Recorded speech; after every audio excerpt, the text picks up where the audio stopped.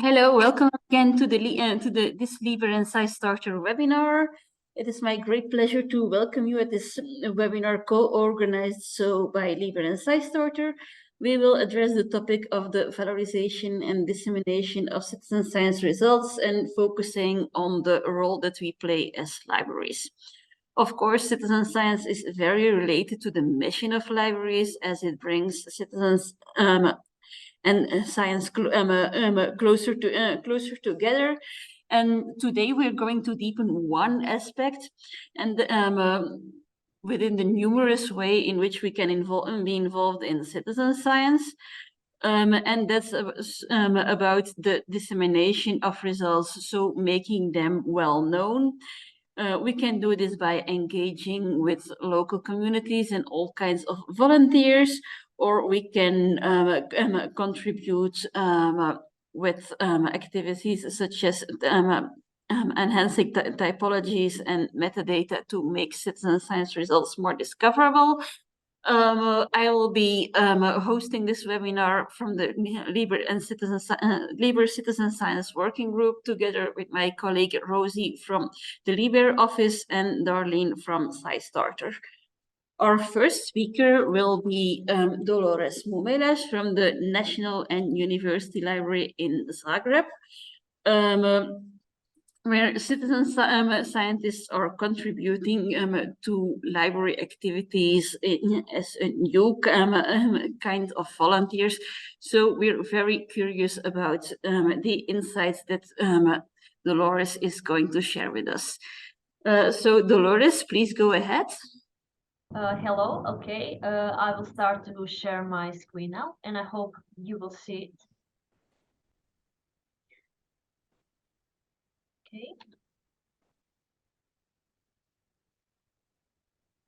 Can you see it? We see the screen. And you can hear me well? And we hear you well. Okay, I can start? Yes. Okay, so hello everyone. My name is Dolores, and together with my colleague Alisa, I created this presentation, and I will talk about citizen science activities that our library have conducted and the final products of our citizen science activity. We are from the National and University Library in Zagreb, Croatia. And I have to say that we are very thankful to SciStarter and LIBER for letting us talk about our citizen science activities and products. So I hope that this would be interesting to every one of you. So how did we get involved in citizen science? It is all because of one big international project led by LIBER, named Citizen Enhanced Open Science in Southeastern Europe Higher Education Knowledge Hubs. And the project aims to raise awareness of mainstream open science and citizen science practices in Southeastern European countries.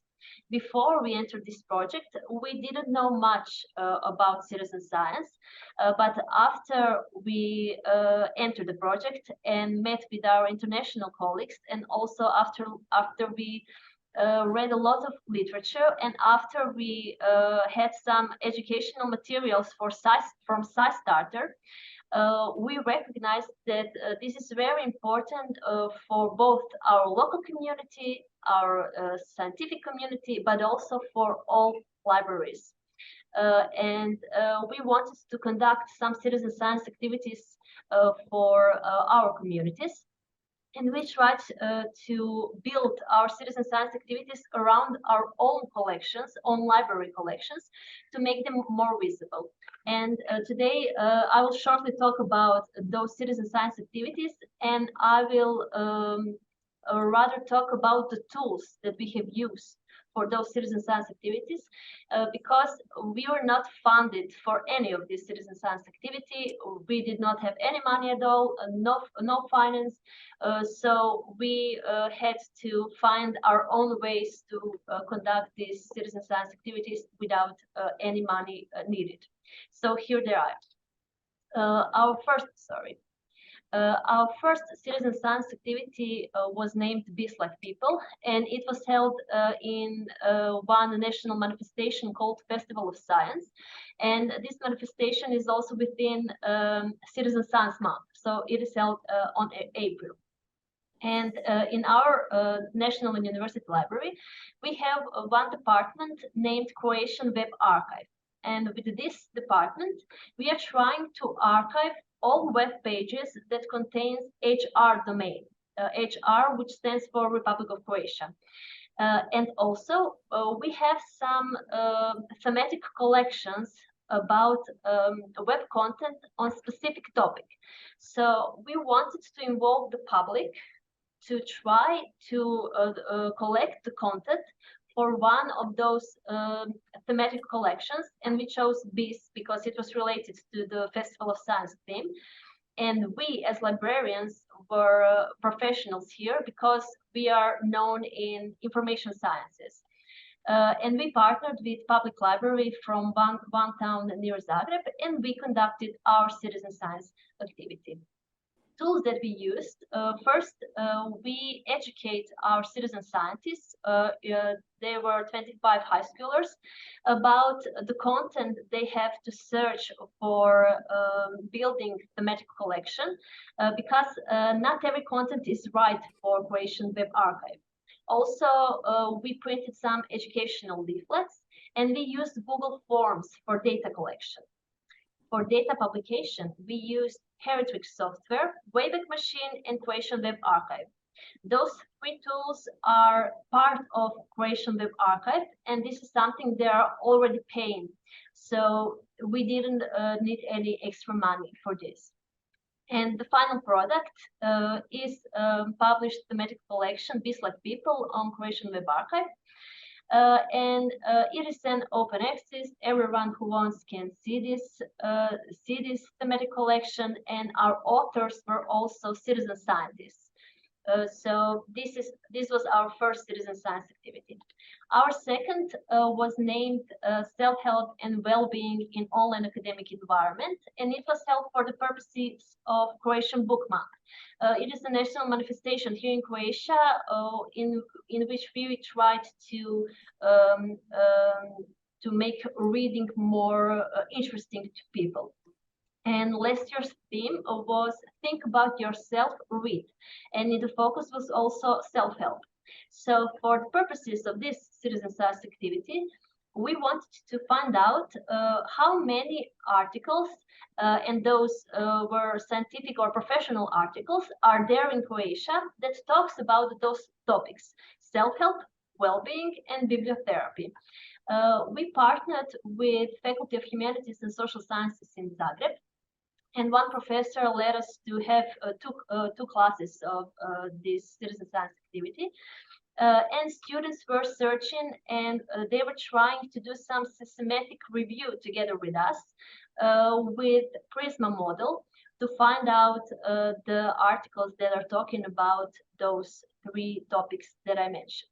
Also, our scientist was Iva Žurić-Jakovina. She is expert in self-help, and she is from Faculty of Humanities and Social Sciences in Rijeka. Tools that we use for data collections. First, we educated the students about the importance of those topics. Then we educate them about article selection, about what keywords should they use, about filters that they should use, and so on. And we used portal of Croatian Scientific and Professional Journals Hrčak. It is a very special portal here in Croatia, where we have every scientific and professional journals which are in open access in whole Republic of Croatia. So it is a great portal for this kind of citizen science activity. Also, we use Microsoft Excel for data entering, and we use Omega distance learning for data sending, because it is a tool used by the Faculty of Humanities and Social Sciences in Zagreb. For data publication, we analyzed those data that we got from our citizen scientists, and we created a scientific poster that we presented at OAI 13 conference in Geneva, and it is also published on Zenodo. And I have to say that currently we are writing a scientific article on data that we have collected through this citizen science activity. This is the final product. It is our scientific poster, the topic of bibliotherapy, self-help, and well-being in open science in Croatia.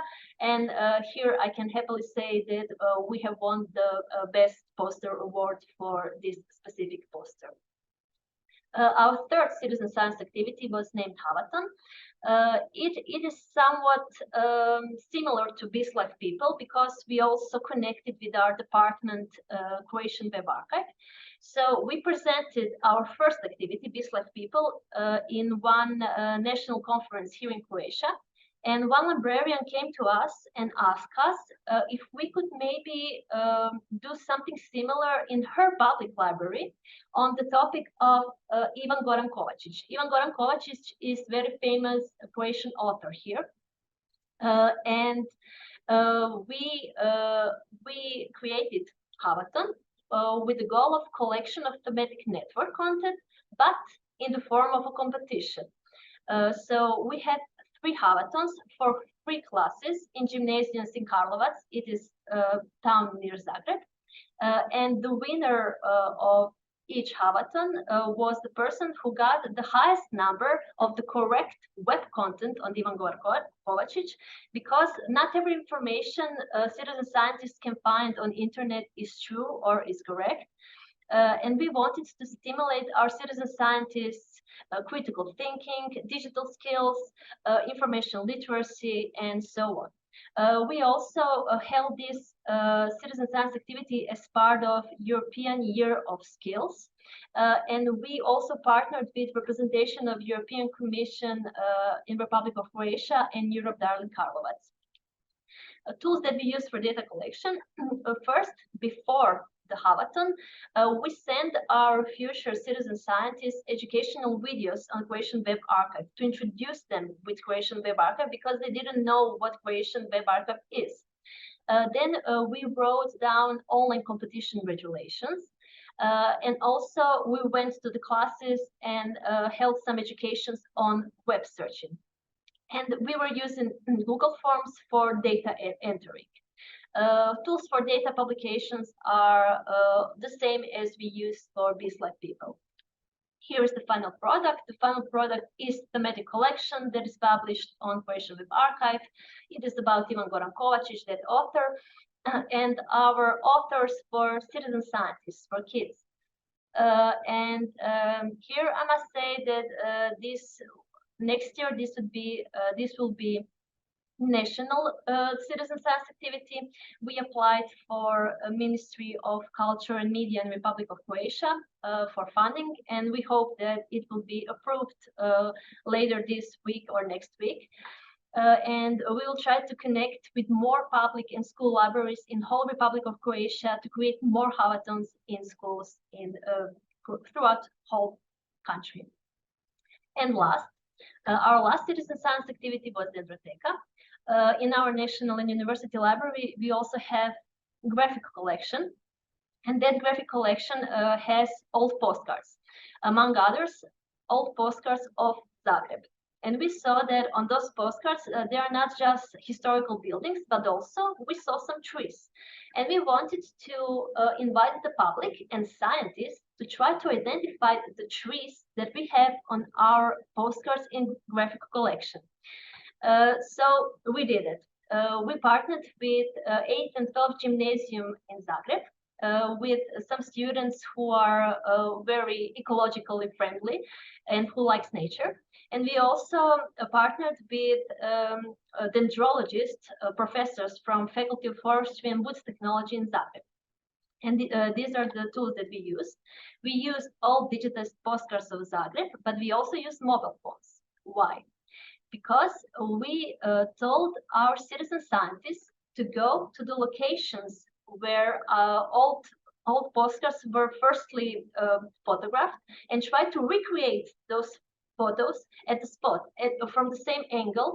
And then we tried to see what tree species were there in the past, 100 years ago, and what are there at the same place now. and we advise them to use PlantNet mobile application, which is also a free mobile application, and they tried to identify tree species at the spot. After that, we went to the faculty of forestry and wood technology, and there dendrologists educate our students, our citizen scientists, how to identify the trees based on their leaves. And after that, citizen scientists, together with the scientists, try to identify tree species both on old postcards and also on newly recreated photographs through Google Drive. Tools that we use for data publication were ArcGIS Story Maps. It is part of our digital library. So it is also a tool that we are not paying. Then all the digitized postcards of Zagreb. Then Canva, because we needed Canva to write down the names of the tree species. And we also use Croatian Encyclopedia Online for the additional content, and I will show you that soon. One of the final products was this.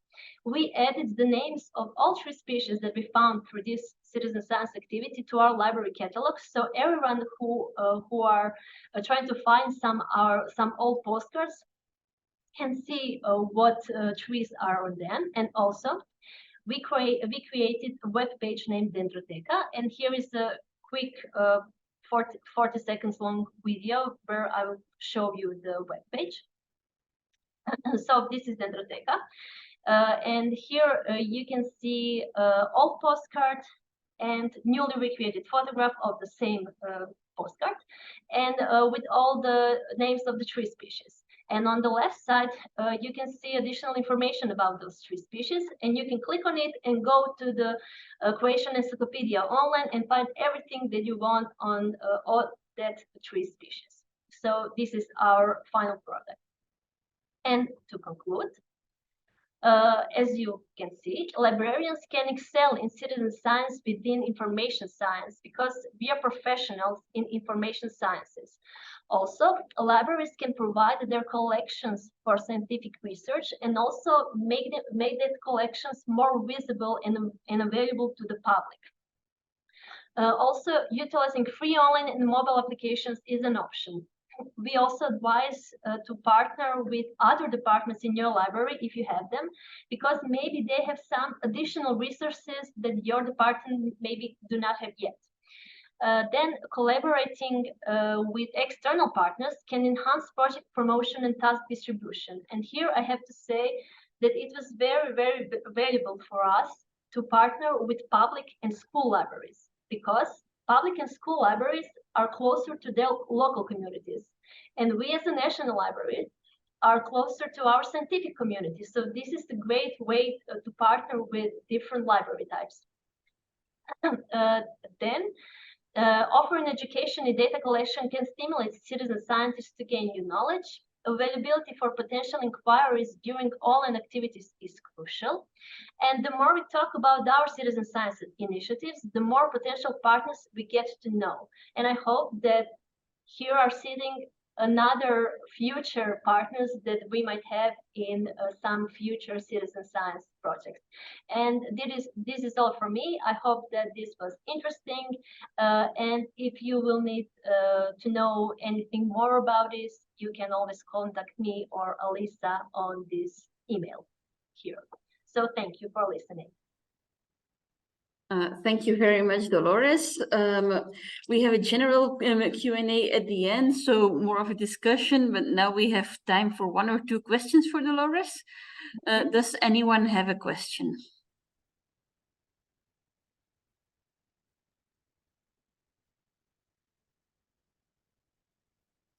Okay, I have a question for you. Okay.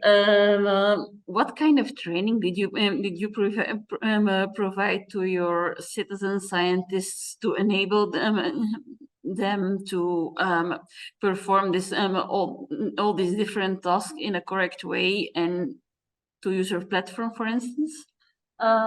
Okay, so we had different educational methods for each of our 4 citizen science activities. In 2 citizen science activities, we as librarians were informational experts.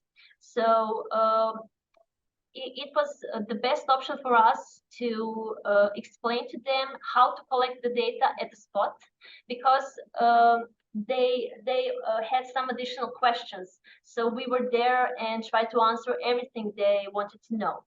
As for the other citizen science activities, we suggest our scientists to educate our citizen scientists, and also we advise them to talk not that scientifically, but to talk like a part of the public, so our citizen scientists can understand everything. So that was the way that we tried to educate our citizen scientists. But we had some video materials also, pamphlets.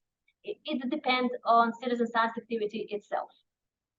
But thank you for the question. Well, I haven't. This made me think of another question, but I would like to give the floor to the audience first. Anyone has an additional question for Dolores?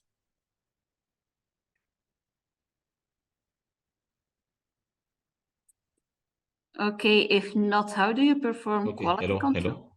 Okay, great. Yes, okay. Good day to you all. My name is Mursala Ismail Adakawa, and actually, this is the first time I joined this important gathering, and it is highly educative and interesting. But my question is like with regards to what Dr. Sarah you have said, you have raised that the training, I think Ms. Dolores should like tell us about, are they using hands-on like materials to learn what the science is all about, or what are the proper methodologies so that this research can be replicated in other areas, especially in developing countries and the like. Thank you very much.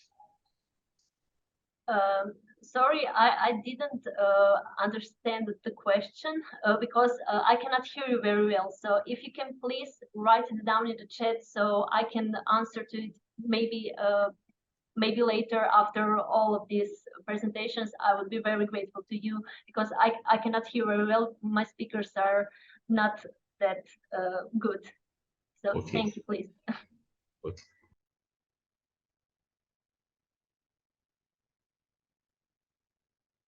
If I understood well, the question was about the tools that you used to give training. How did you elaborate them? The tools that are used for the training for citizen scientists. That's the kind of the kind of information that you provided on which kind of platform. Well, we used presentations like this in PowerPoint presentations. It was a public speaking in person, and also, as I said, we used some pamphlets, printed materials. We used some. We were writing down the regulations for Havathon in a PDF, so we sent it before the competition to our citizen scientists. It depended on the citizen science activity itself, but I can talk about it for another half an hour. So it was a various ways of tools that we used, and all of the tools were for those tools we did not need any money.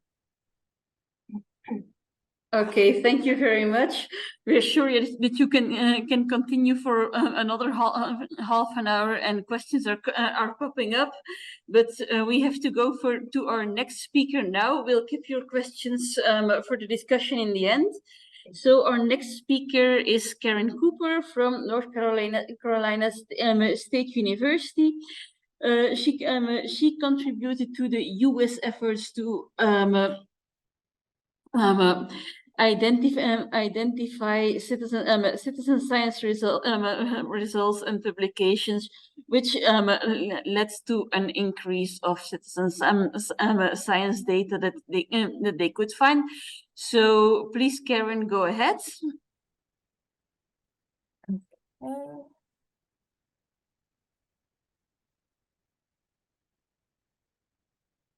All right. Hi, everyone. Thanks for having me here. Yeah, I'm a professor of public science at North Carolina State University, and I'm going to talk about what the scientific literature can tell us about the impact of citizen science in advancing research in different disciplines.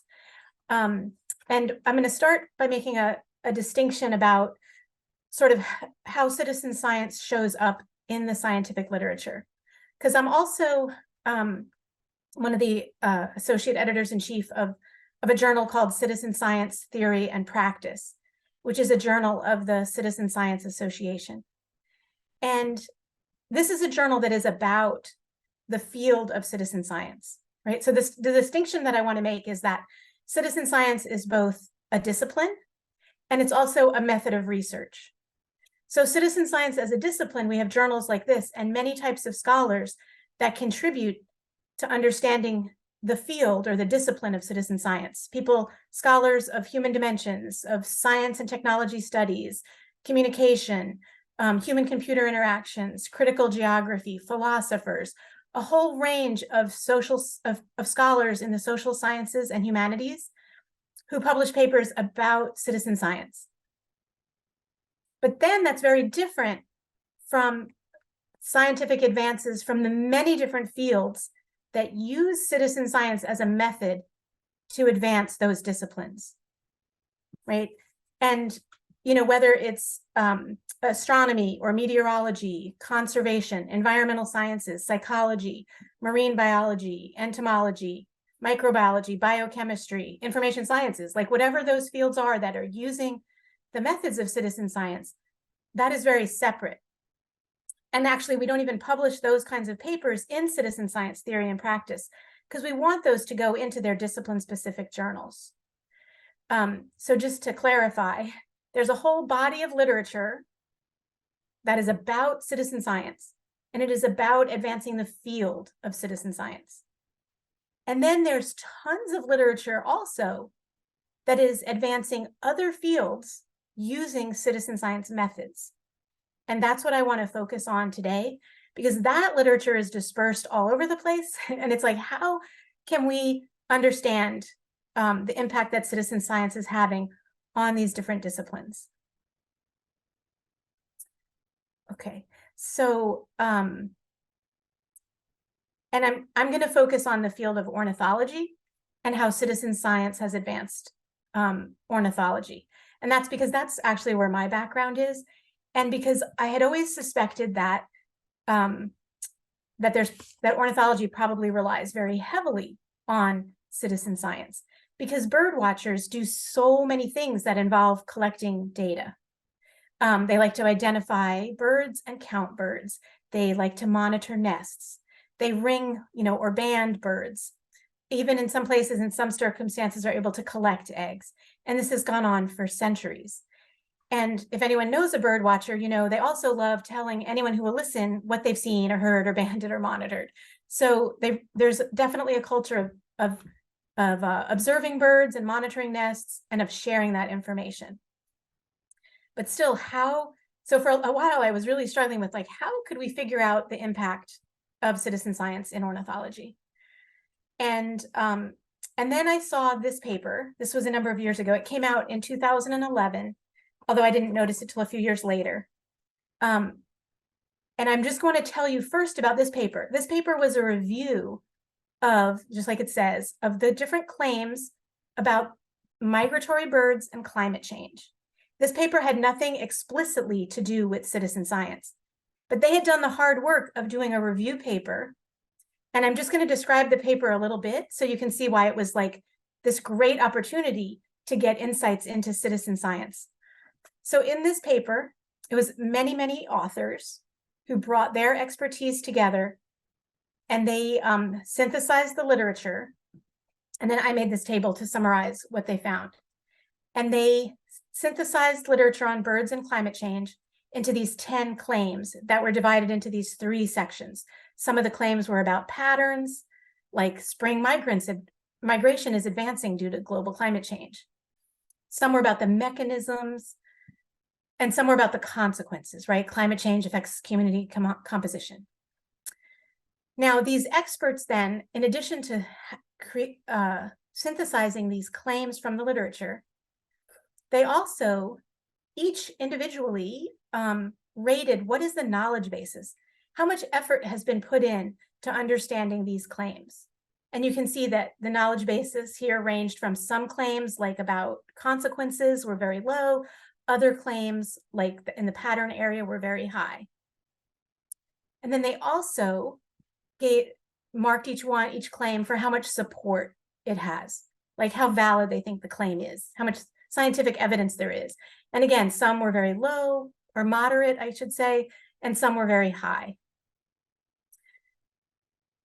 And these two things, support and knowledge base, were correlated.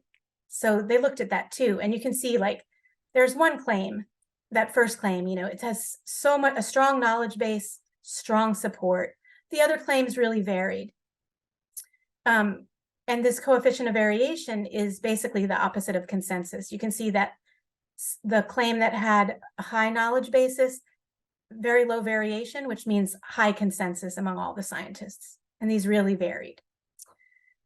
Okay, so because they had done this paper and they had done it without considering citizen science, they just were synthesizing the literature. They didn't consider the sources of the data. It was the perfect study system for me to ask these questions, to say, okay, well, let's use this as a basis to quantify the scientific contribution of citizen science to this particular area of inquiry, migratory birds and climate change. How much of what they reviewed and synthesized was from citizen science?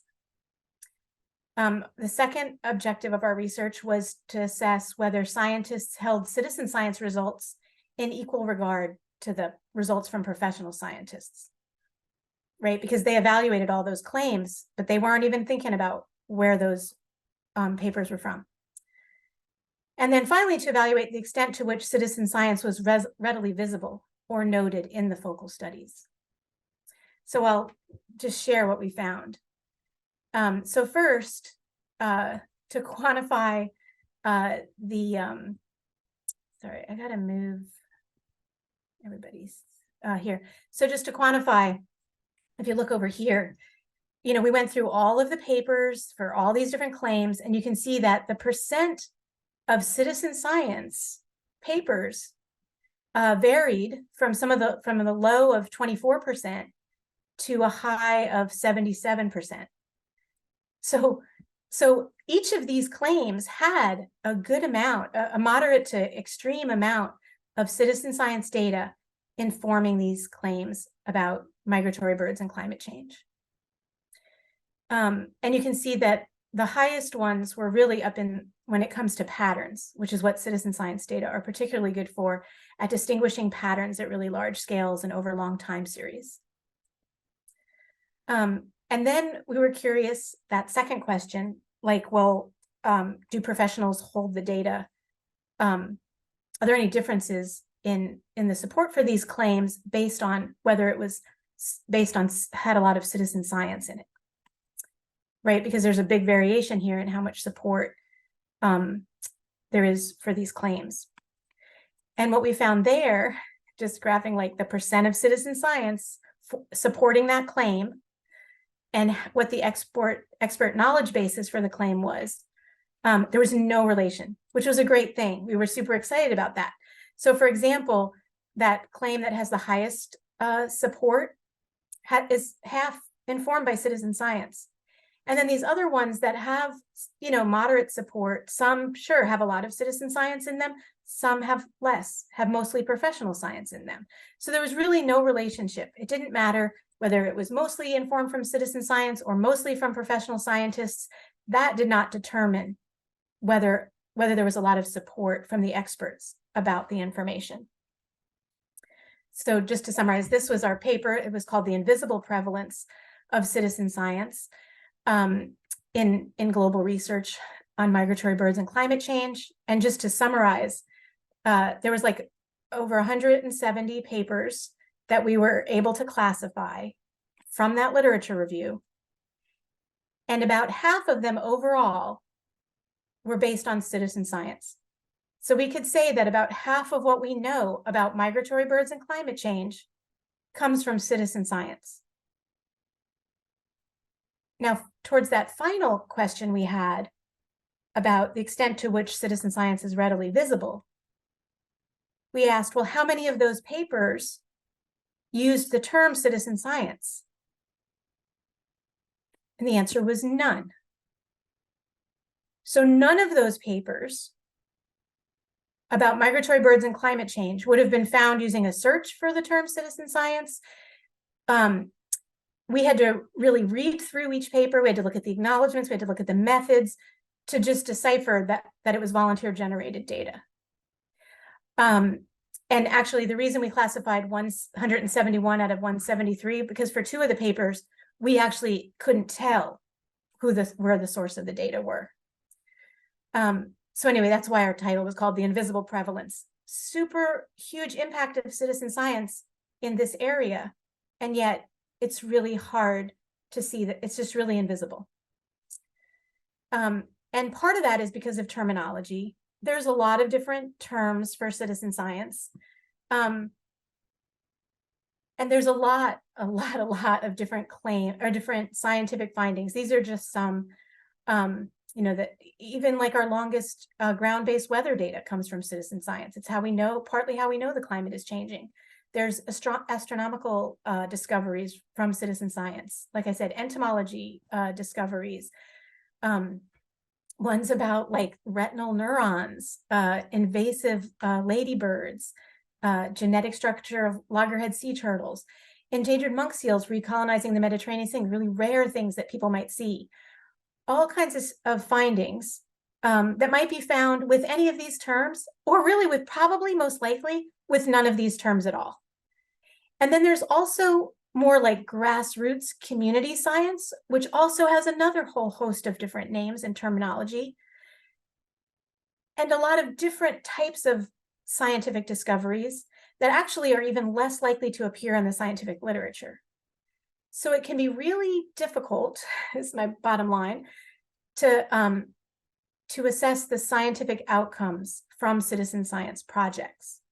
There's a few tips, a few places to look, because you can think about when citizen science is most often used. And I'll just conclude here with, a lot of times, citizen science data are used in any studies that involve large spatial extents, continental scale studies. It's pretty likely it's not just done by a scientist. Long time series that go decades. Pretty certain it's not going to be, it's going to be longer than one scientist's lifespan. It's probably going to involve citizen science. Those kinds of discoveries, research that happens in private places like backyards, places where scientists actually don't have access, probably involve citizen science. Studies of really rare phenomena. Scientists can't be everywhere at once, and they rely on eyes, ears of people in other places. And then also just when there's lay expertise, a lot of natural history experts are not scientists. A lot of those experts are amateurs, so-called, and contribute to citizen science. There's also a lot of areas where there's just a data deluge. There's automated, photographs, either of space or camera traps or whatever, and they're used. They need a human mind and eye to process those data. Oftentimes to train AI is where you're going to see more and more citizen science. Or times when there just needs to be human creativity, where these algorithms can't solve these puzzles, and they really need a human mind to figure them out. And then there's areas in environmental health and public health and environmental justice, areas where there's a lot of grassroots concern that'll often also involve citizen science.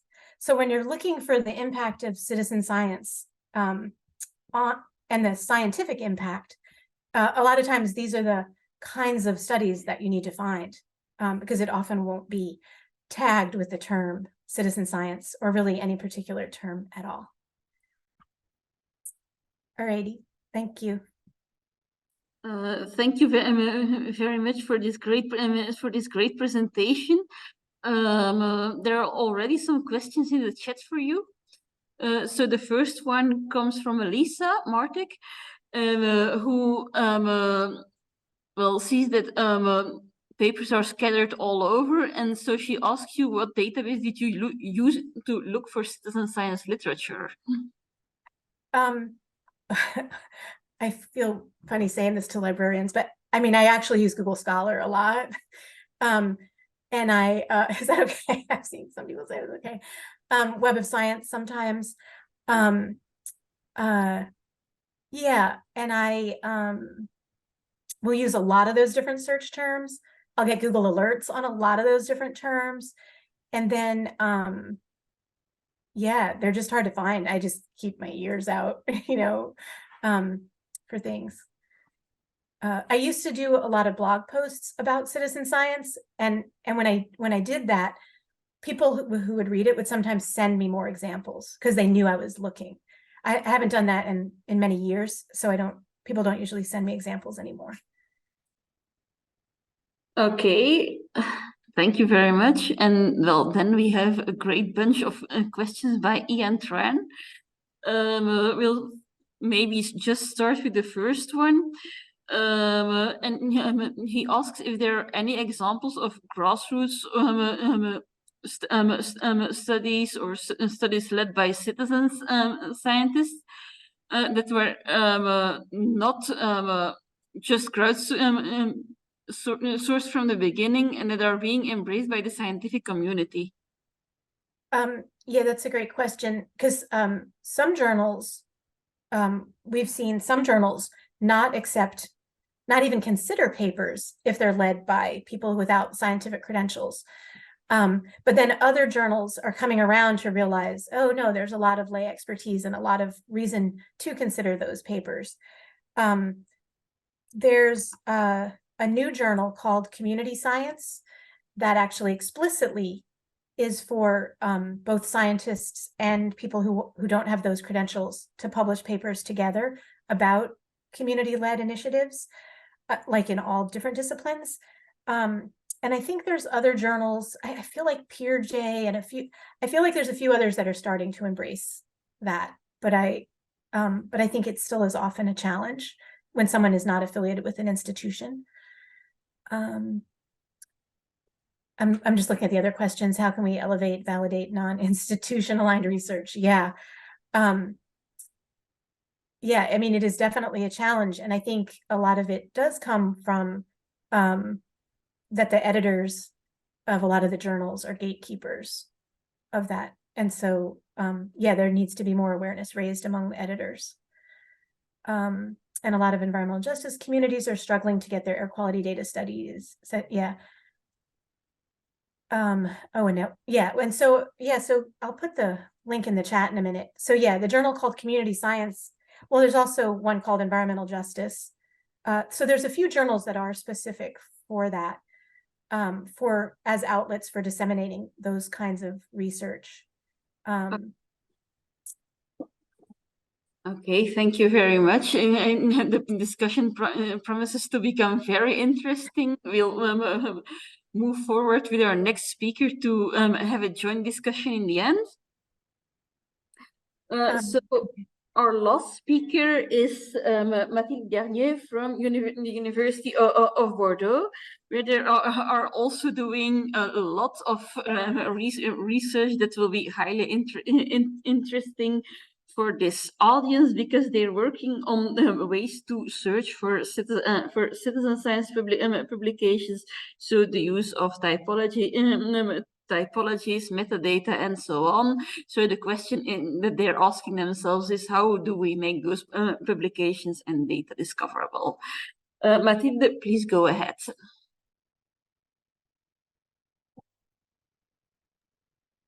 Thank you. Sharing the screen.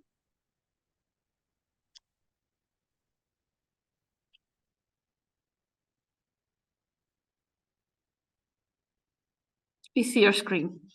Great, thank you. So hello everyone, thank you for organizing this webinar first. I'm Mathilde Garnier and I work at the University of Bordeaux. And this presentation will be about citizen science publications and the means to identify and give them exposure.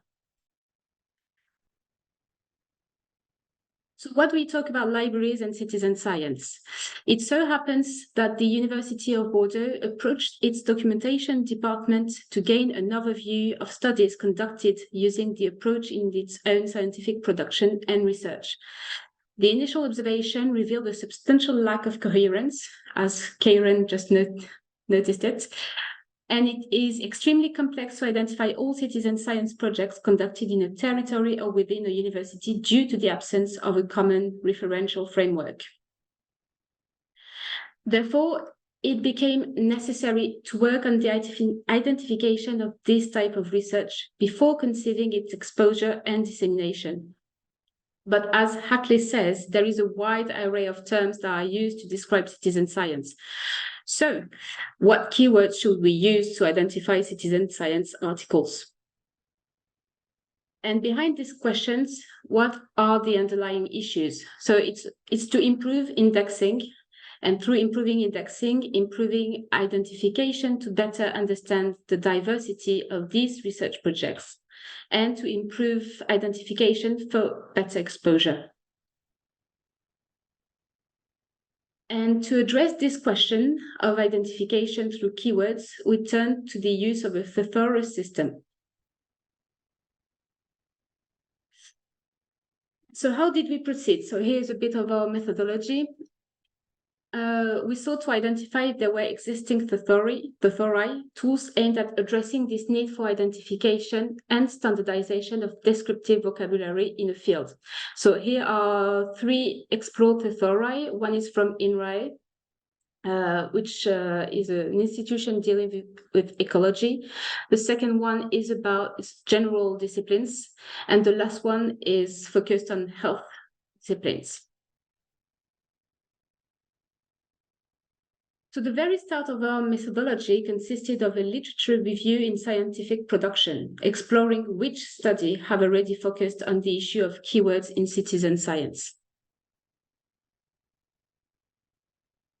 And following this literature review, and with the aim of designing our own thesaurus, we defined our research axis as focusing on the centrality of the citizen science keyword, the importance of highlighting the possible need for specification per discipline, demonstrating several hierarchical levels of the citizen sciences in a thesaurus, and finally, visualization and representation of relationships between terms. And for this, we've led 2 main studies. The first one is a bibliometric study, and the second one is a semantic study. And the bibliometric study aimed to understand the dynamics at work in the use of keywords on the Web of Science platform, which is a platform that allowed us to build a large corpus that was necessary to address these preliminary questions. So how to observe hierarchy between the keywords, considering the number of publications using them, how to observe the emergence of disappearance of some keywords, and how to observe a citizen science ecosystem. To conduct this study, our scope is the global production in the English language concerning citizen science. So we needed several steps to narrow down the corpus to the publications that truly interested us. That you can see the different steps on the right side of the screen. And ultimately, we obtained a final query that you see at the bottom of the screen, allowing us to create our first citizen science corpus. And based on the volume of results generated by other keywords we found, and that were present in the thesauri comprising our literature review, we selected 3 other keywords whose significance is similar to that of the keyword citizen science. So we chose community-based participatory research, community participation, and participatory action research. And as results of this initial research part, we noted the importance of not confining oneself to a single keyword related to citizen science to describe one's research. In this regard, our recommendations are as follows. Don't make the citizen science keywords the only entry point in the thesaurus. It needs to be combined with other keywords. We should also avoid using one keyword in general. Exploring the others also helps in understanding interdisciplinary connections.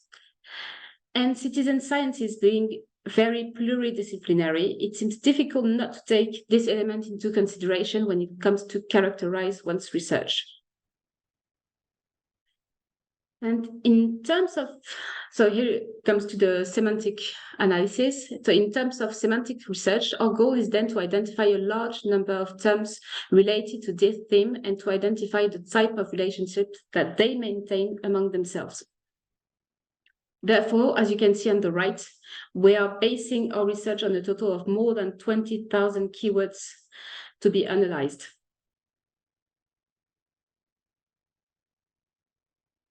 Finally, based on our knowledge and experience of citizen science, we selected 505 unique keywords that were all related to citizen sciences, and that will be the subjects of reflection for us regarding their relational organization.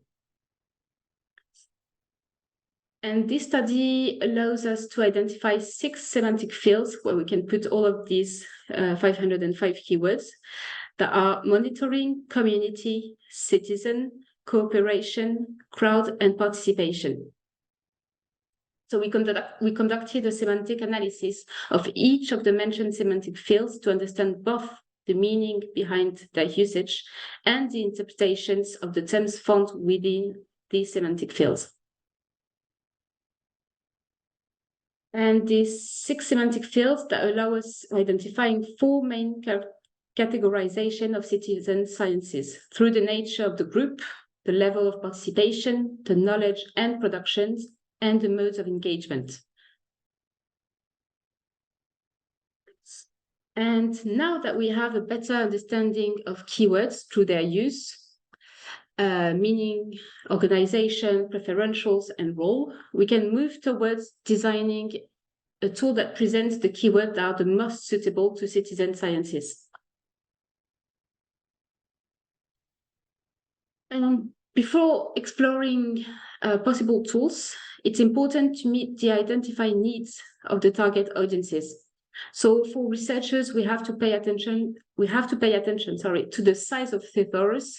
They may need something easier to help them choose suitable keywords.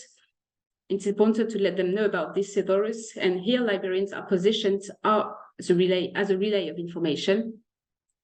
So what is useful for researchers is to define keywords, to define the kind of citizen science project that will be made, but also to discuss with participants the implication and the terms used to describe their participation.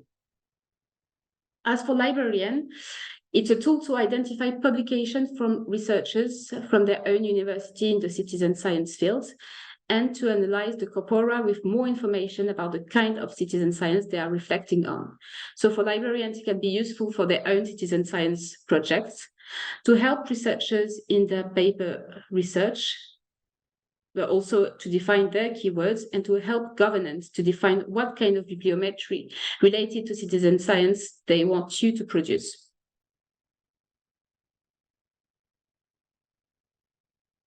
And so several tools were available to us. So firstly, we started with the thesaurus, which was our starting point, both in terms of research and projection. As we've seen, the thesauri presented previously offer limited entry into the field of citizen sciences. There was a total of 19 words on 3 thesauri when we had identified more than 500. And therefore, initially, the goal is to propose a comprehensive tool. So it's important that the thesaurus offers a nuanced approach to each word or words that require it, which can also vary from one language to another. The thesaurus must be able to offer framing and definition spaces, and it seems to be a suitable tool to develop in that its initial conception addresses the need we identified in terms of identification and harmonization of usage. It is also a simple tool to use and its usage is familiar. Therefore, for testing our categorization, it remains something that we will keep using and develop. However, it has its limitation because its organization does not facilitate guidance among all the terms. And as these terms are all presented as equivalent from a structural point of view. Thus, we explore all the forms of organization and structuring of knowledge related to citizen sciences, because we would like to explore solutions for relationships, for condition, and for user experience. So among them, we experimented flowcharts that are manifestations of which allow visualization of a decision-making process. It is possible to locate each piece of information in relation to the others, and then to represent each step of this process. Its visualization, which allows seeing everything at a glance, is also a hindrance, as it does not facilitate the implementation of textual information. And these must be reduced so as not to further overload the decision-making process. However, it's a tool from our design point of view to represent the question that the user may ask, and very useful for it. And here are two experimentations that we've done to try our own tool. And as you can see on the left chart, you can see the orange boxes to present textual information, and making them bigger would make it too difficult to navigate. So we are very constrained. And the green boxes present suggested keywords. Another approach is through the use of filtering questions. So here is a decision-making tool consisting of 4 questions that have the advantage of dynamically presenting the display of options given to the user. Although exploration is possible through filtered responses, it's difficult to highlight the relationships and complexity of terms among themselves. So these visualization objects present different approaches and are useful for us to work on a tool that allows understanding each keyword. And our required specification counts question system. It has to be a question system, a pop-up system with explanation, has to have room for additional textual information, a flow diagram running in the back end, and the final proposal gathers all keywords.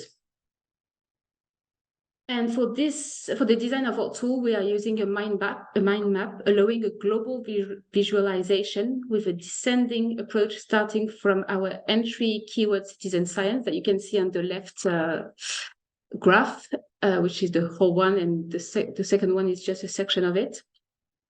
So it consists of 4 branches representing the 4 levels of analysis that are necessary for the characterization of citizen sciences. For citizen science articles, so nature of the group, level of participation, knowledge and productions, and modes of engagement. And we are currently working with a designer to whom we summed up the needs we identified through all of our research. And here is the first draft. Here is the first draft where you can see the question system, and there is the navigation system behind that works as a flow diagram system. You can also see at the bottom a reminder of all the chosen keywords, and on the right side a pop-up window for extra information when necessary. And we are also currently working out the contextual additional information that might be needed to explain keywords. So this study aimed at better understanding the citizen sciences ecosystem of information, designing a tool that reflected its complexity and that can help librarians and researchers to find their way. Also, our research on this tool aims at giving us primary reflection framework to think an enriched knowledge organization system that we will use in our own research project called EcoDoc. This research has been led by also Raphaël Batz and Clément Ricaud. I'd like to thank you here. Thank you for your attention. Thank you very much for this thorough presentation and your, I must say, very impressive work. There's someone in the chat who agrees with this and has a question for you. Have you extended the thesaurus into a formal ontology that can be used in a knowledge graph? And we are So the answer is no, but we are part of the following research is to think how we can go even further in building this relationship, and ontology is obviously one of the perspective that we could have of this. But for the moment, we are sticking to really realize a very practical tool that can be used, so first within our university, but hopefully abroad, everywhere, because it will be in French and English. Great, thank you very much. So there's plenty of work that you can still do.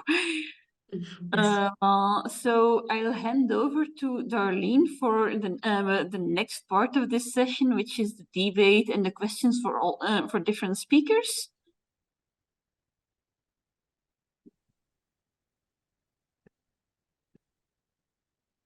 Okay, let me just, oh boy, of course that was going to happen. And we did practice. I'm sorry, hold on one second. Let me find the right window. Thanks for your patience. Okay, let's try this again.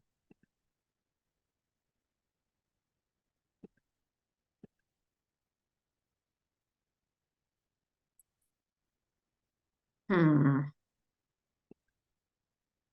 so sorry, folks.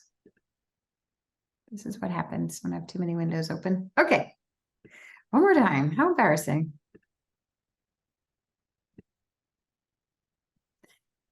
You should all be able to see my screen. Thank you. And thanks for. So I'm Darlene Cavalier, the founder of SciStarter, and I'm with Arizona State University in the School for the Future of Innovation in Society. I want to thank Tara Cox, who's on the line here, for putting these slides together too. Tara runs our library network, which is what I'm going to talk about.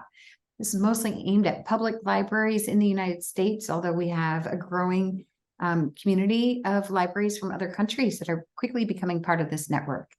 It's all under the umbrella of libraries as community hubs for citizen science.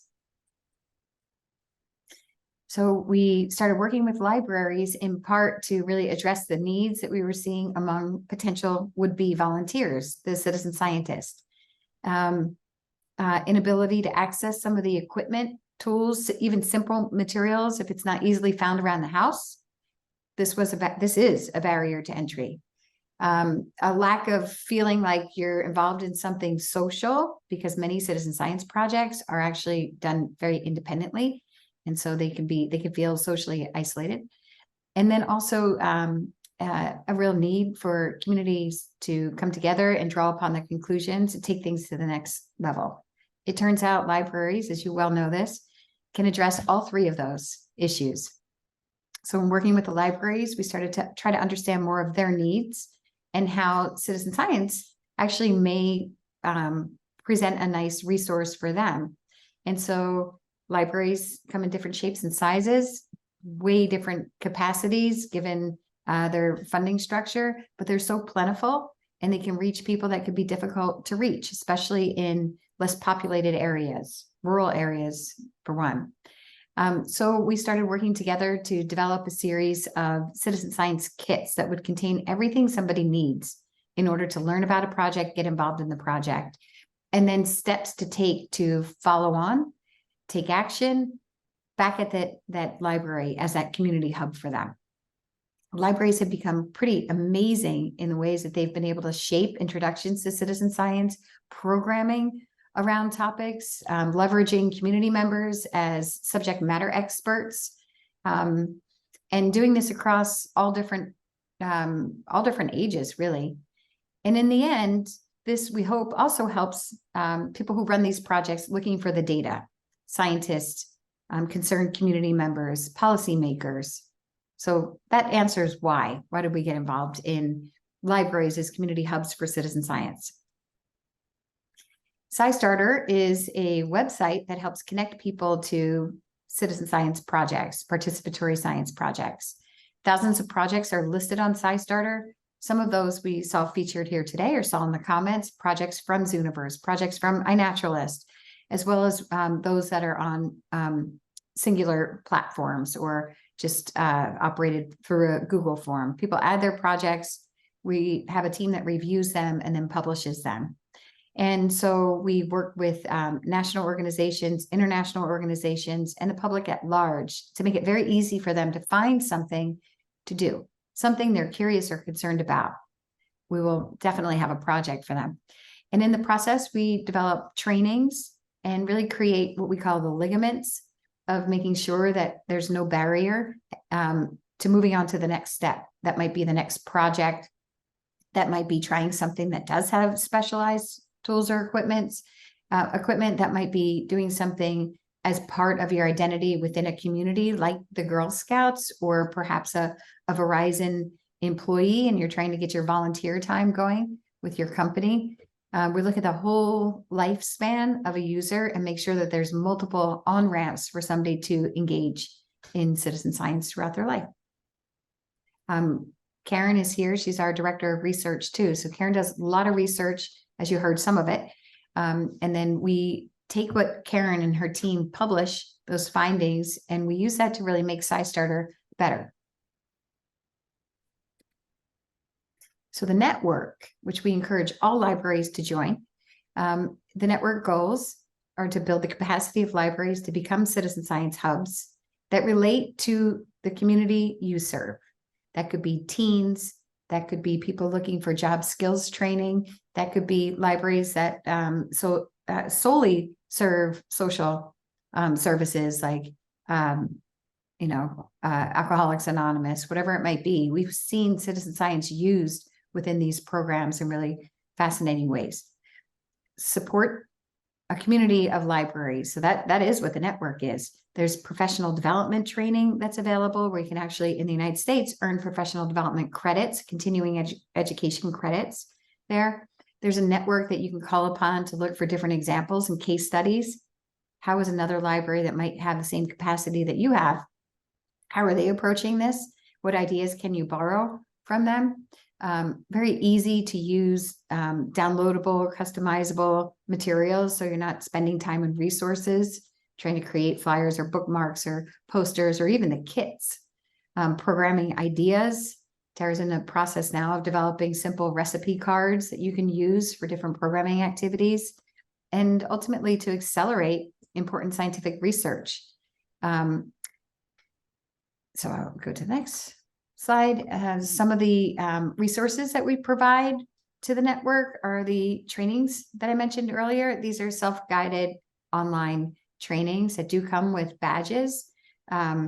And you can check them out at scistarter.org/training. Monthly professional development webinars. This is where the idea exchange happens. This is where you can ask questions. We kind of navigate you to different resources, but you'll hear from other librarians too. That's a pretty fascinating part of those webinars. And then guides and additional resources. These are the on-demand, customizable, downloadable materials to help you easily not just build a kit, but look at ways that people have moved them into circulation through different software programs to catalog, depending on what you use. Look at successful models of related programs that happen in libraries to reach new communities, different marketing and promotional assets that you can use and ways to measure the results of that and the outcomes. And then most recently is the development of an ambassador program. These are ambassadors that may already have done citizen science and are looking for ways to just be part of a team that helps introduce citizen science through libraries. And then also ambassadors that are being trained, they're already library volunteers and they're being trained on ways to introduce the concept of citizen science into libraries. Some of them prefer to just test the kits, build the kits. So really looking for ways to mobilize volunteers who want to take another step, kind of a larger step into the world of participatory sciences through their local library. Some of the outcomes that you see, we suspect within a couple of months, we'll have 1,000 members of that library network, which we're very, very excited about. We have more than 700 now. Hundreds of kits are in circulation now. We know that 100 libraries in the state of Arizona already circulate kits, and they were the first team that we worked with. So we expect to see those numbers grow across the country.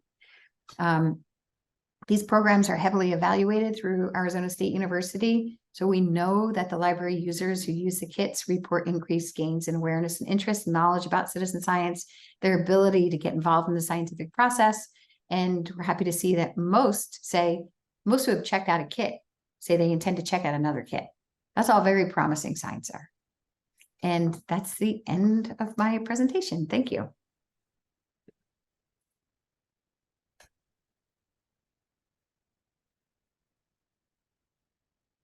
And Sarah, should I pass it back to you? Okay, let's go back to the questions then, and the debate.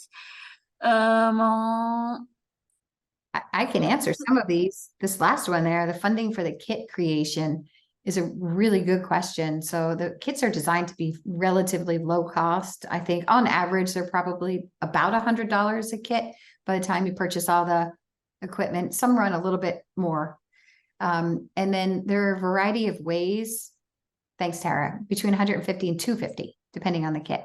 There are a variety of ways to obtain funding, and we do share that information with the network as well. In the United States, some of the funding comes directly from the state. So there are state library associations that are funded by the federal government that are there to support libraries within their states. And they're all organized under one organization called COSLA. COSLA.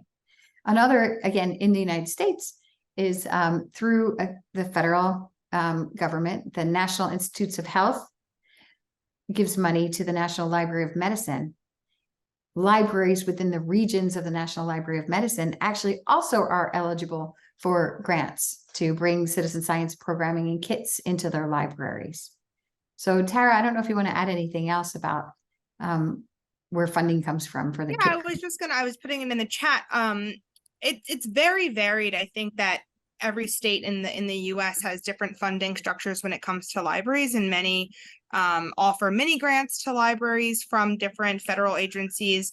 A lot of libraries are self-funding the kits with their programming budget or asking the friends and family groups that they're associated with. And then, tapping into sort of this larger pot of funding around STEM programming. That's especially popular in libraries here, and there's lots of different funding opportunities and pools for STEM. And so you can really make the case that the citizen science programming is an exemplary STEM program, and we see them applying for grants to fund through different, leveraging those STEM opportunity grants. Yep, and Tara, thanks for putting all these links here. Yes, all those links, please check them out and sign up for all the webinars. You can also, I'll put the YouTube channel for all of our past webinars that you can check out as well. Okay. Yes, go ahead. I was going to say, if there aren't any more questions for me or for Tara, I think one of the things we wanted to try to do is have each presenter ask one of the other presenters a question. Is that right? Yes, right. All right. So since I'm moderating, maybe we'll have, maybe I'll put Dolores on the spot here. And Dolores, would you like to ask one of the other presenters a question? And we'll just start a kind of informal discussion among the presenters. But everybody who's tuning in here, please do add your questions to chat there. We'd like to weave them in. Thank you, Darlene. Yes, I have questions, but for both Karen and Matilda. Because I saw that in both of your presentations, you said that researchers are not using the term citizen science for citizen science research, and they're using other terms like participatory science or something like that. What do you think is a solution that for the researchers to start calling citizen science exactly citizen science? What do you think the solution is? Maybe Karen can answer first and then Matilda. And thank you.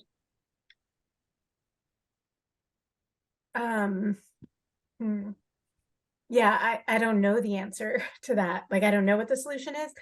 And in fact, in the US, there's a move to not call it citizen science at all. And also, like, some of the other terms you know, like community-based participatory research, participatory action research, like those are very specific methods that, you know, yes, they could be seen under this umbrella of citizen science or participatory science, but like there's a reason people use those specific terms because they have they're specific techniques. Yeah, so but anyway, I don't have it. It's just I feel like we're gonna always have to work around it because not everyone is gonna get on board with seeing a need to, like, just for purposes of aggregating the impacts, see the need to do it. To answer your question, I guess I don't know either the correct solution. I don't think there is one.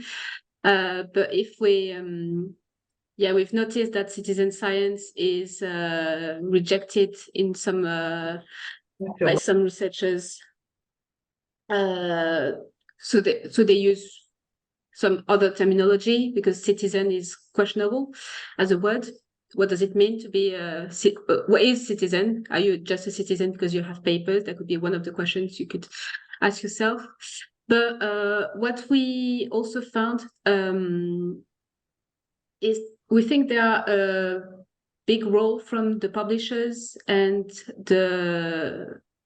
depending how it works from a university to another, but from the university, because they also, or the labs, because they also suggest the researchers to use some keywords because they've been used before in this same laboratory, or because the publishers is used to these keywords. And so it could be people with whom to work. If we wanted citizen science only to be the only entry point. Thank you. And I'll just add, and I mean, I think the trickier thing is how to distinguish papers that are just about that method versus that are like being used to advance like a research question in a particular discipline. So maybe if journals said, okay, one of your keywords has to be about your methodology, you know, and maybe people would use it there or something.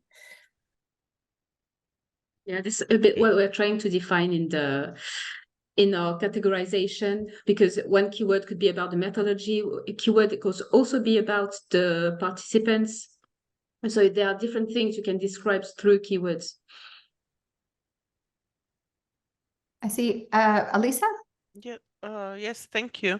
Well, what I would like to know is, have you noticed that in 10 years that have passed, I mean, this question to Karen, so that in 10 years that have passed from your investigation and from your research, the field in terminology has consolidated a bit because people are more talking about citizen science and it's more spread, I would say, spread the word, and especially with your initiatives like SciStarter and European Citizen Science Association and European Commission initiatives. Yeah, definitely, because that paper, I think it came out in 2000, I don't remember, 12 or 14 maybe.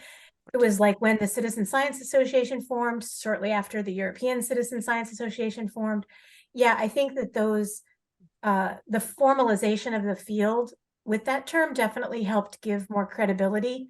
And then there was a whole spate of papers that I feel like came out that where the title would be, you know, such planet found from citizen science, you know, and it'd actually be in the title and like touted, which was a huge change. Yeah. You know, and that doesn't seem to happen quite as much now. But so, yeah, I think there definitely has been a shift. And like I said, though, I think it's still a little hard to parse out, like whether it's a discovery or whether it's just about the field itself. But yeah, I feel like there's much stronger reputation. So people don't try to hide it as often now.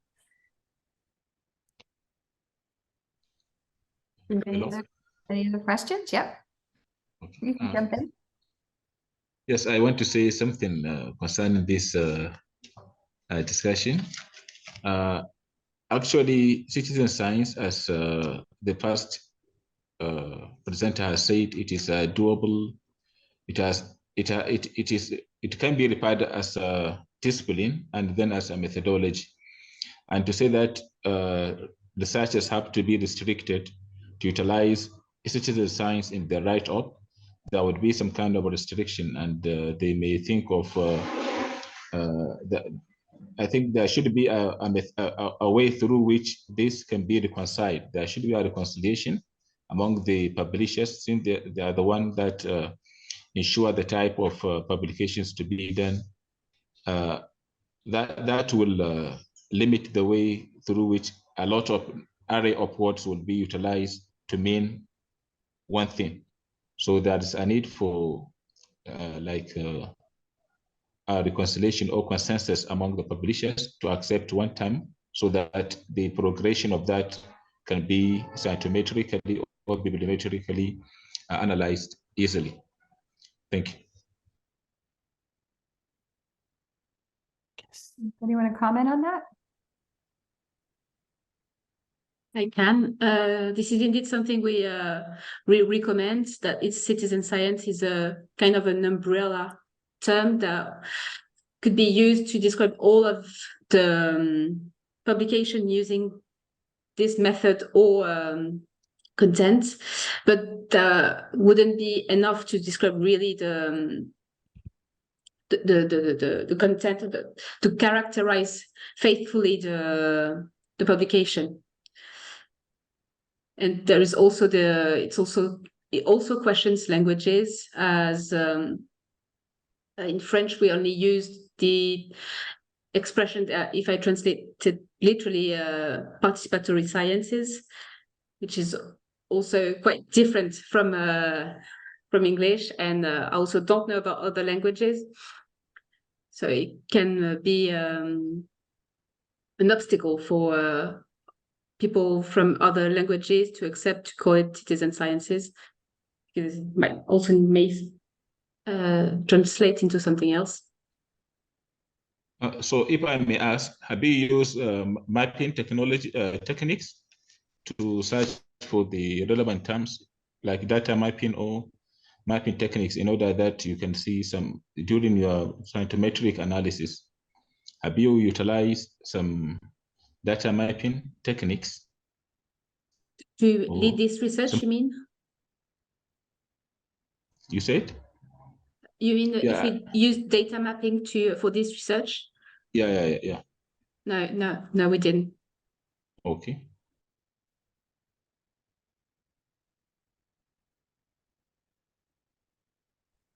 All right. Any other questions? You can either jump in or raise your hand or put them in chat here. It's an interesting conversation happening in chat, by the way. I have a question for Mathilde, and it's about the applications of her thesaurus. In which contexts or tools or databases do you see it work, or would you also like it to be used by citizens? I saw your questions in the chat earlier. So you asked if we were thinking first about using it towards citizen scientists. That's a question we actually didn't ask ourselves. Our initiatives really came from our university asking the library service, what do we have in citizen sciences in our publications, in our Bordeaux University publications, and we didn't know how to find them, all of them, because there was no referential. And so we worked towards that direction. How, if you are a librarian or if you are a scientist, a researcher, how do you index it? How do you describe it? And I don't know what usage could be done from a citizen scientist, if the terminology also would be, because a lot is about methods, if it would be transparent enough to be understood. But when Darlene was presenting the SciStarter platform, I was browsing a bit the website and going through the advanced research to see how you describe your the citizen science projects that listed in your system. And maybe it could be an application, because I don't think what the keywords we found are similar in some way to what you use in your project finder. But I'm also not sure if it would be easy to use for no professional researchers. And to your second question, so for the moment we are trying to, our first target is librarians, since they are in touch with researchers. So librarians, because this is important that these publications can be found and give them a tool, but also, and maybe mostly researchers, so they can, at the beginning, at the initial index in using a common referential. Yeah. Does this answer the question? And we can follow up, because I think there could be a practical application working with SciStarter. And we can show you how, because our terminology can be updated. We base that terminology first on just our best guess when we first set it up. But then we do look at data. What are people searching for? What kind of keywords are they using? And then how might we nest projects under those categories? But we can ground truth some of that, and then maybe apply some of your research there. We can have a conversation offline with Karen too to see how that might work. So I have a question regarding what Karen said, that the name of the Citizen Science Association will change to the what was it, the mouthful, a new name. So the Association for the Advancement of the Participatory Science. So will this be changed on SciStarter platform as well? Or how would it have an impact? Yeah, we don't really, I mean, we use it for the library work, as you can see. That's kind of branded all citizen science. You can see it in my month. But SciStarter itself, we really don't use the term too much. If you're coming through the site, you know, it's not like citizen science you can do right on the site. There's more that we're doing to just remove all of it, because I don't think, for our primary goal is to help the public. Participatory science is not any more helpful than citizen science in explaining what we're there for a user. So we're still playing around with that. You can see that we look at like the call to action. Why is somebody being asked to do something? So eventually, you know, we're gonna have to do something about Citizen Science Month and the library network and how we present those two things. But I'm very grateful that we didn't call our website Citizen Science.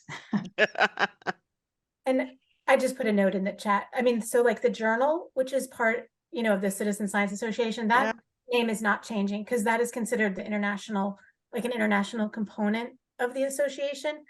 But just domestically within the US, there just was a lot of pressure to change the name, and it's related to issues of inclusion, of diversity and inclusion, and people feeling excluded. That it has a different meaning here, from my understanding, than it does in other in Europe. Yeah, probably. Like, it doesn't really mean like citizen of the world, or just like person who's civic minded. Like, there's a lot of politicized aspects to the behind the meaning of it here that makes it function as a excluder.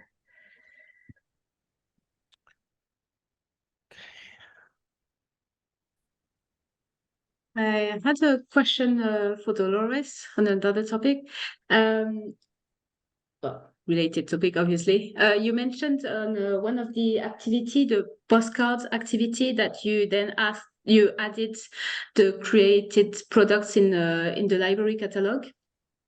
And as we were discussing the identification of what is produced by citizen sciences, I didn't have time to look when you were showing the slide, but if you mentioned somewhere where it came from, if there was yeah, is the fact that it's come from citizen science projects mentioned.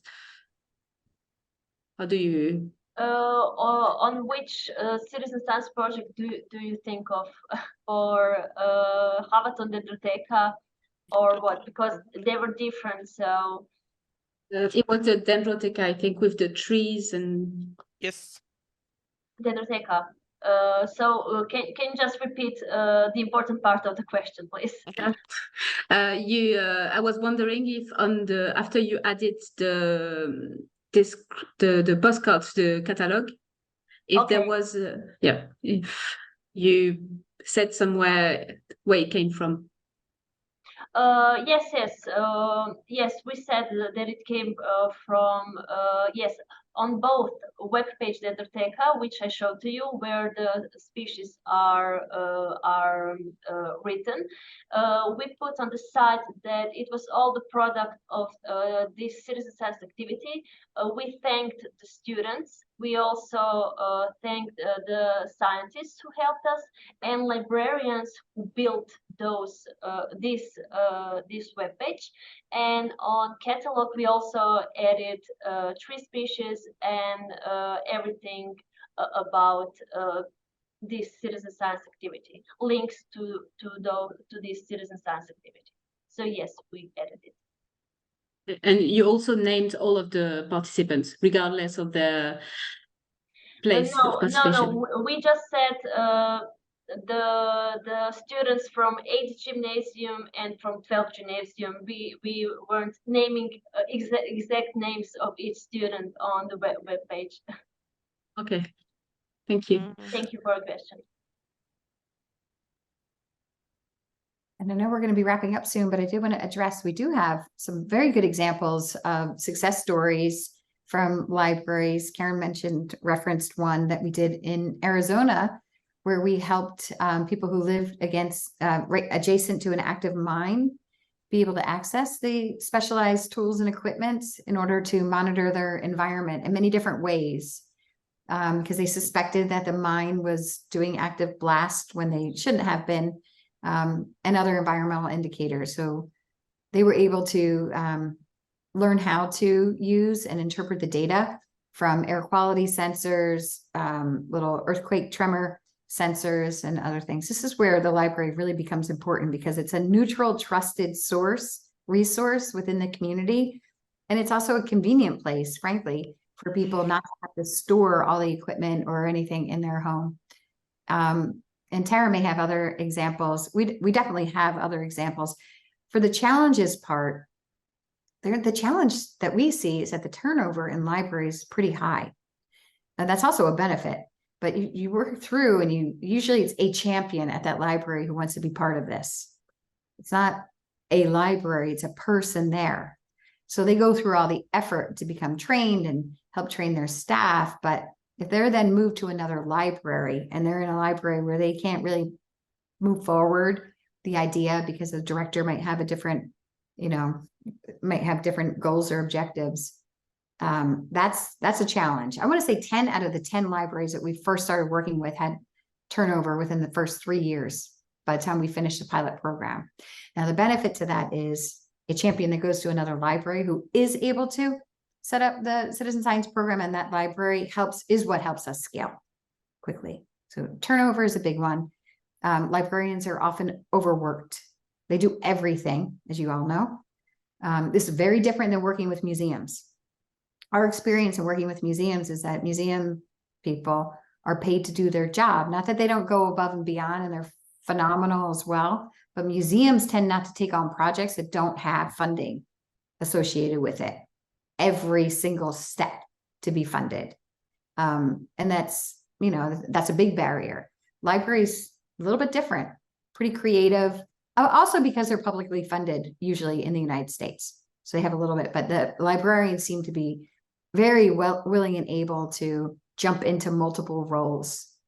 And so it's a little bit easier to integrate citizen science in the libraries than it is the museums, just as an indicator.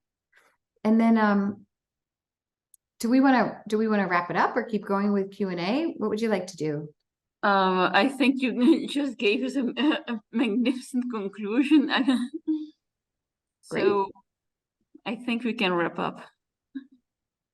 All right. Well, this was the third of our series of 3, if I'm not mistaken. Is that right? Right. Do another series, I think.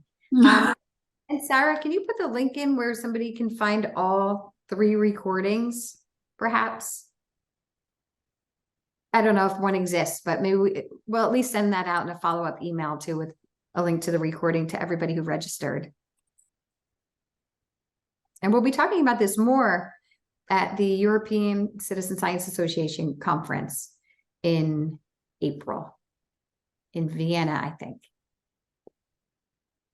where libraries in the United States are going to be playing a very active role in helping people to experience the eclipse and do some citizen science during the eclipse year on April 8th. We're excited about that too. Thank you to our panelists who joined us here. Super informative discussion. Thank you for everybody who tuned in. Let's keep the conversation going. Join the LIBER network, join the libraries as community hubs for Citizen Science Network. They will not overlap in terms, that's why we work together. Our services and resources and what we share complement each other. So I do encourage you to join both, and hope to see you again soon. Thank you, everyone. Thank you. Take Bye. care. Bye.